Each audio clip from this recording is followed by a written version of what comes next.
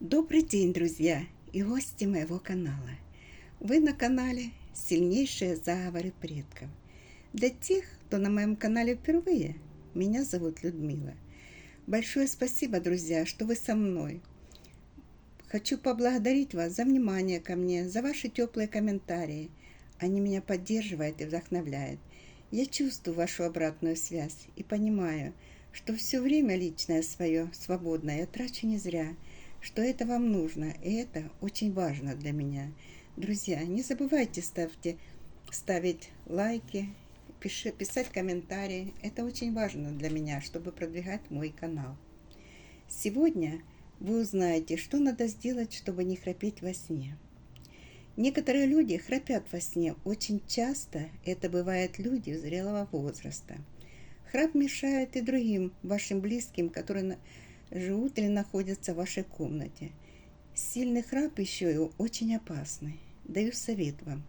Если человек очень сильно храпит, его обязательно надо разбудить. Чтобы во сне не храпеть, надо сделать так. Перед сном наговорить на воду или на молоко этот заговор 3 раза. Потом выпейте воду или молоко, прочитайте молитву «Отче наш», перекреститесь и ложитесь спать. И постепенно ваш храп пройдет.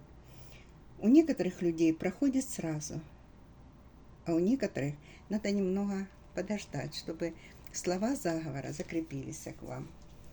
Друзья, сначала я вам почитаю молитву «Отче наш». Может, кто не знает, а может, кто забыл.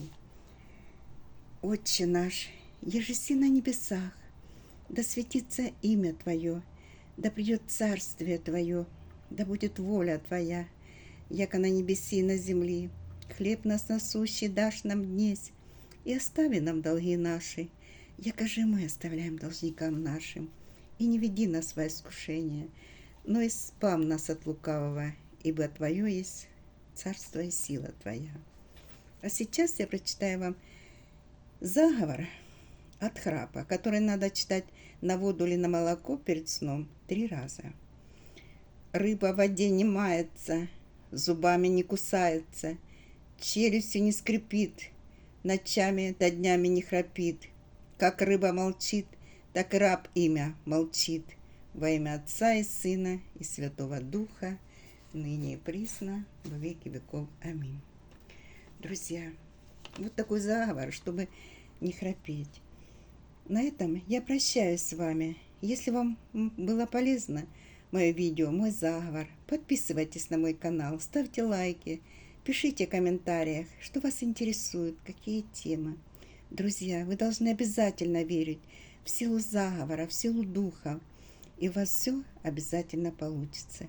Желаю вам крепкого здоровья, друзья.